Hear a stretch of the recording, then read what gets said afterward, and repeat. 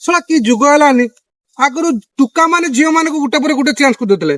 ଏବେକା ଯୁଗ ଦେଖ, ସ୍ତ୍ରୀ ଲୋକ ମାନେ ଗୋଟେ ପରେ ଗୋଟେ ସ୍ୱାମୀ ଚେଞ୍ଜ କରୁଛନ୍ତି। ଦେଖ ତା ସ୍ୱାମୀ ଆଣିକି ତା ଦ୍ୱିତୀୟ ବିବାହ କରୁଛ ଆଉ ଗୋଟେ ଟୁକା ଛାତ୍ର। ସେ ଦାରିଆଣି। ହଁ, ମୋ ପ୍ରଥମ ସ୍ୱାମୀ ବହୁତ ଖୁସିରେ ଆଜି ମତେ ଦ୍ୱିତୀୟ ସ୍ୱାମୀଙ୍କ ସହିତ ବାହାଘର କରେଇଛନ୍ତି।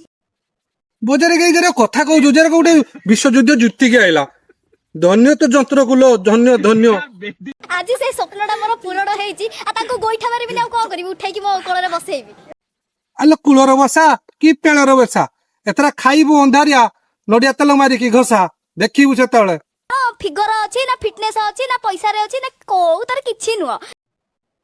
ହେଲେ ହେଲେ ଦେଖଲେ ଏଟା କଳି ଯୁଗ ମାଇକିନାକୁ ଦେଖ।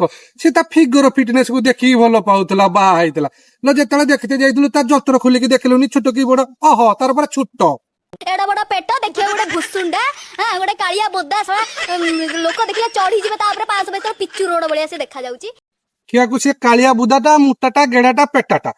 ଆଉ ତୁ ବଜାରି ଦେଖିବାକୁ ପୁରା ହିରୋଇନ ଭଳିଆ ଯେରକ। ଐଶ୍ୱର୍ଯ୍ୟା ରାୟ, ମାଧୁରୀ। ସେଟା ତ ମୁହଁକୁ ଲଜ୍ଜା ଲାଗୁନି ନାଚି।